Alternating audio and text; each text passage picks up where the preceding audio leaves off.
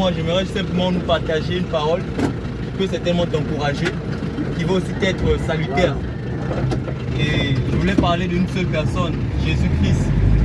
Nous sommes le 23 janvier 2025, c'est la nouvelle année. Et pour beaucoup, on n'a pas fait le bilan de nos vies. C'est quoi le bilan? C'est faire le résumé. C'est d'analyser ce qui est mauvais, ce qui est mal. Et beaucoup n'ont pas vu certainement 2025. Plus je parle, actuellement il y a des gens à Missa qui passent dans un monde difficile, dont les familles sont endeuillées avec les accidents qui se font, qui ont été enregistrés à la fin d'année 2024. Mais dans tout ça, est-ce qu'on réfléchit à une seule chose? Notamment notre rendez-vous le plus important, et ce dont on ne va jamais manquer, c'est avec la mort en fait. C'est un sujet tabou, un sujet dont on a peur de parler parce que c'est un sujet qui terrorise. On n'a pas idée de mourir un jour. Mais ce qui est évident, c'est qu'on va mourir. Et la Bible dit que jeune homme, souviens-toi de ton Seigneur pendant que tu es sur la terre. Car un jour tu rendras des comptes. À mon frère, petit frère, monsieur, peu importe ton rôle social, jeune fille, jeune soeur, je vais te dire que tu vas mourir un jour. Et sache-le, que tu seras un jour devant le tribunal du Seigneur. Tu seras un jour devant le tribunal du Seigneur et tu le rendras des comptes. Peu importe ta dénomination,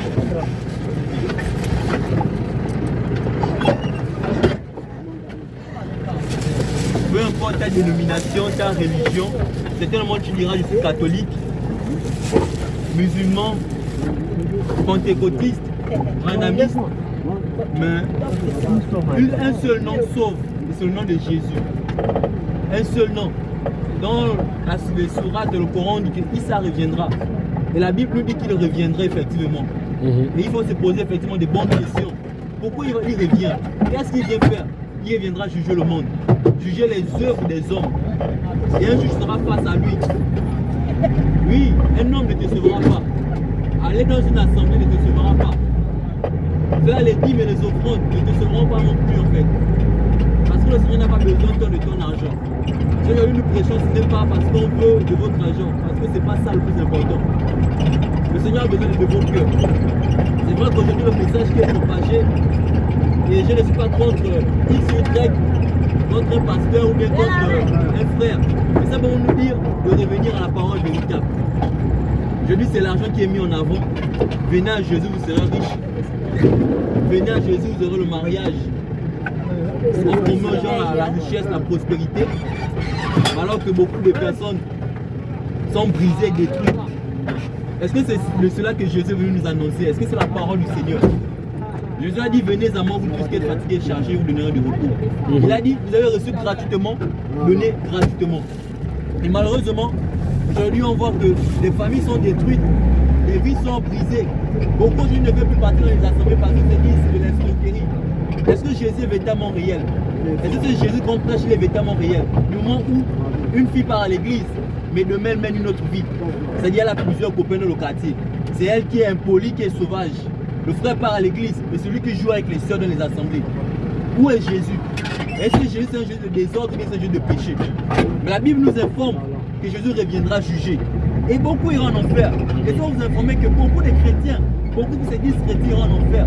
Parce que Jésus m'a dit qu'autour de la fin, beaucoup me diront, Seigneur, Seigneur, n'avons pas chassé les démons en ton nom, n'avons pas prophétisé en ton nom, fait des miracles en ton nom.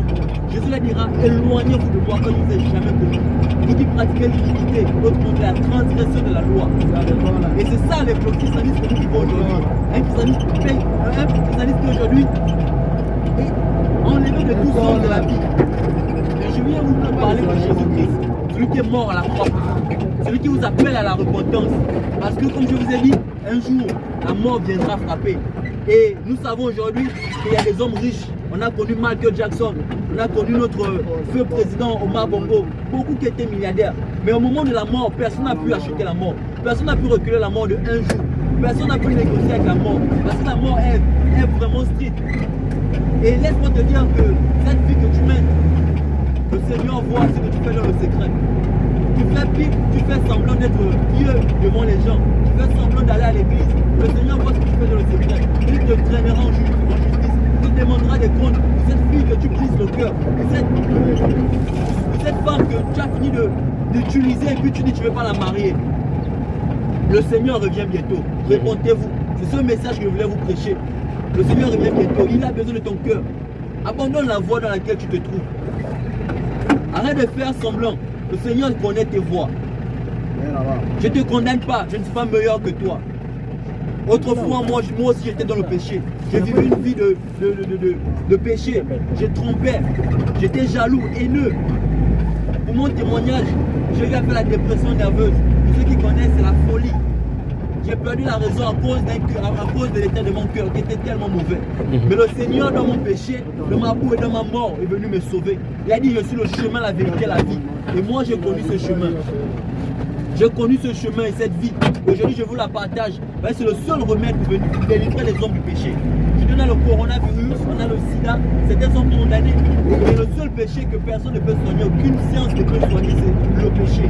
Les médecins qui disent ne fumez pas, eux-mêmes sont addicts à la cigarette. Qui disent de se protéger, eux-mêmes parfois ils ont le sida, montrant la suffisance de la santé. Le Seigneur est capable de te libérer. Toi qui as déjà vécu plus de 50 ans ou bien 30 ans sur la terre, le Seigneur t'appelle aujourd'hui. Ce n'est pas un hasard. Si tu écoutes aujourd'hui cette parole, je ne te dis pas de venir dans mon assemblée, ni également de me suivre, parce que je ne sauve pas, je ne suis qu'un homme pénissable. Je suis un homme mortel comme toi. Je m'en vais au toilette, je dors comme toi, je tombe aussi malade. Le seul qui peut te sauver, c'est Jésus-Christ. Jésus-Christ de Nazareth, dit Yoshua Mashiach. Nous ne prêchons pas un homme ni une église, nous prêchons celui qui est venu à la croix, qui est mort pour toi. Je ne connais pas la situation par laquelle tu passes. C'était le monde qui traverse des difficultés. Oui, nous tous, nous traversons des difficultés. C'était le monde qui a été déçu, blessé, brisé. Tu te caches sur le pont de la religion. Tu dis certainement que Dieu, ce n'est pas mon affaire. C'est certainement l'affaire des autres. Mais laisse-moi te dire que Jésus, c'est pour tout le monde. Vieux, vieillard, enfant, Jésus, c'est pour tout le monde. Nous sommes dans la nouvelle année 2025 et beaucoup aujourd'hui ont fait des projets. C'est un moment où tu as eu le projet de te marier. Tu t'es dit cette année, c'est mon année de succès. Tu t'es dit cette année, je veux construire. Mais que te dit que tu vas voir ce que tu verras dans 2 semaines? Parce que la vie de l'homme est un souffle éphémère qui peut s'éteindre à tout moment. Tu peux dormir ce soir et ne pas te réveiller demain. Laisse-moi te dire que ton réveil, ce n'est pas ton réveil qui te réveille, mais c'est le Seigneur qui te réveille. Il y a eu beaucoup qui ont mis ce réveil. 5 heures, 6 heures pour certains, mais ils ne se sont pas réveillés. C'est une grâce. Si beaucoup pouvaient acheter l'oxygène à mis, ils devaient le faire. Mais malheureusement, le souffle est coupé. L'air coupé des narines en fait. C'est pour vous dire simplement que repentez-vous. Repentez-vous. L'orgueil mène en enfer. Le chemin qui mène au ciel est étroit et resserré. Jésus a dit celui qui fait le sucre, c'est charge de sa croix. Renonce à lui-même. Jésus veut changer ta vie, il veut changer ton histoire. Il veut te donner une nouvelle identité. Te rendre responsable vis-à-vis de tes enfants. Te rendre responsable vis-à-vis de ta femme avec qui tu vis au tribunal. Le péché amène en enfer. Soyez bénis, que le Seigneur vous garde. Mais cette parole ne soit pas juste une parole comme d'habitude en fait. Ça dit j'ai écouté puis je passe à autre chose. Mais réalise que le Seigneur te tend la main en fait. Ce n'est pas dire amen dans ton cœur, mais c'est le mettre en pratique. Tu n'as pas besoin forcément d'aller dans une église de voir un morceau de bois et prier, dire que tu pries le Seigneur. Ça c'est pour l'idolâtrie. Mais il dit, celui qui veut me prier, entre dans son lieu secret et prie le Père qui est dans le secret. Réponds-toi véritablement. C'est quoi la repentance? C'est le changement de mentalité. C'est d'abandonner notre ancienne vie pour se tourner véritablement au Seigneur. C'est quoi la sanctification? C'est se préserver des souillures du monde. Quand je parle des souillures, je parle du péché, je parle de l'immoralité sexuelle, je parle de la fraude, je parle du mensonge. C'est de ça que le Seigneur parle. Jésus n'est pas venu pour rendre les gens riches. Jésus n'est pas venu pour construire des bâtiments à 2 étages, pour donner des véhicules au pasteur. Jésus n'est pas venu pour garantir la richesse, la prospérité aux hommes. Mais au contraire, il est venu pour la vie en abondance. Cette vie, c'est la vie de l'âme. Je dis tu manges pour pouvoir te nourrir, mais ton âme aussi également a besoin de vie. La tristesse de ce monde mène parfois au suicide. Beaucoup aujourd'hui se suicident à cause des soucis. Jésus a dit je vous donne ma paix, pas comme le monde vous la donne. Parce que la paix du monde est passagère. La paix du monde dépend des situations de la vie. Mais la paix de Christ, la joie de Christ, c'est la vie de Christ. Ne provient aucun le monde est bien de ce monde.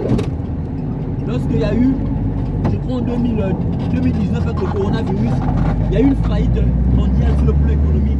Beaucoup avaient mis de l'investissement dans certaines banques, mis ça à 20 millions. Mais c'est parti en un coup.